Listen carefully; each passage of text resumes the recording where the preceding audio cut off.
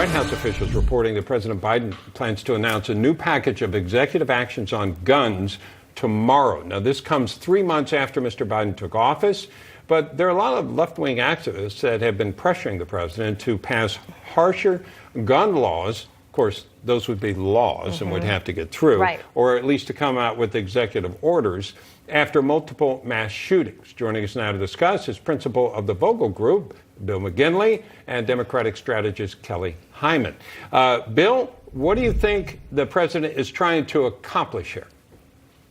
He's trying to satisfy his left-wing base by taking this sort of action. I mean, why else would you try to infringe upon the Second Amendment rights of law-abiding citizens by doing these types of executive orders, as opposed to looking at the root causes of mass shootings and some of the violence that we see in our society? What they should be focused on is mental health. They should be focusing on best practices for local law enforcement. They should be looking at the Secret Service threat assessments, which are the profiles that they do of mass shooters or people who engage in mass acts of violence, and also enforce the gun laws that are already on the books. We don't need additional gun laws here or actions like this. What we need is for the administration to focus on the root cause of the problem, and that is the individuals who show certain characteristics that are more propensity to engage in these acts of violence.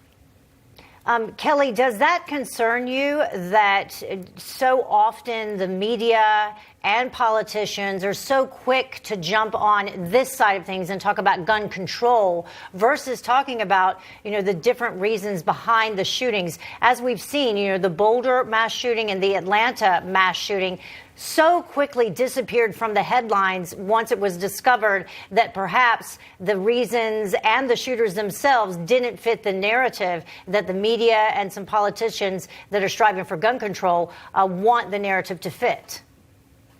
Well, first and foremost, my thoughts and prayers go out to anyone involved in the mass shooting that was affected by that. But I do believe it's important to bring up a good point, Heather, that we should also focus about health issues. But we have to remember that a majority of Americans do support some form of gun control. And so I think it's important that hopefully that this will be bipartisan. There'll be some kind of bipartisan legislation moving forward to work on this. Let's talk about the support. Kelly's talking about a lot of times you'll see polls that people support certain gun control steps, such as universal background checks and that kind of thing. Is there a match between what the public thinks, if those polls are true, and what Congress thinks? Well, I think it's also important to remember that if you are a victim or a family member of a victim of violence, it doesn't matter whether it was done with a gun, a knife, or some other instrument that was done, which is why the mental health aspects of this are critically important.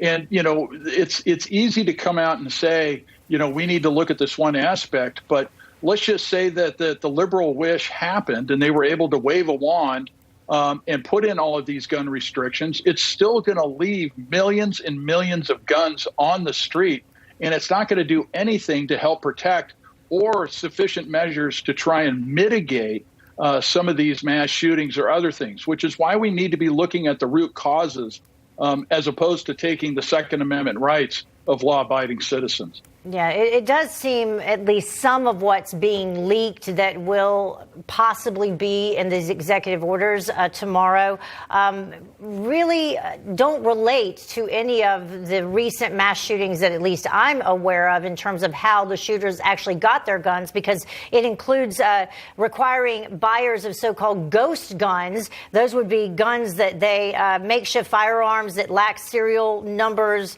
that are homemade to have to do a background check, and I'm not aware that either one of the latest ones involved ghost guns. Kelly, do we have time for that? Ultimately, we're going to have to see what Biden brings forward to deal with the gun situation. But I think it's important and good that we're talking about this, because this is an issue that affects all of us, and hopefully there can be some kind of resolution with it. All right, Kelly. Thank you. Kelly Hyman and Bill McGinley. Coming up, the latest in the fight against coronavirus.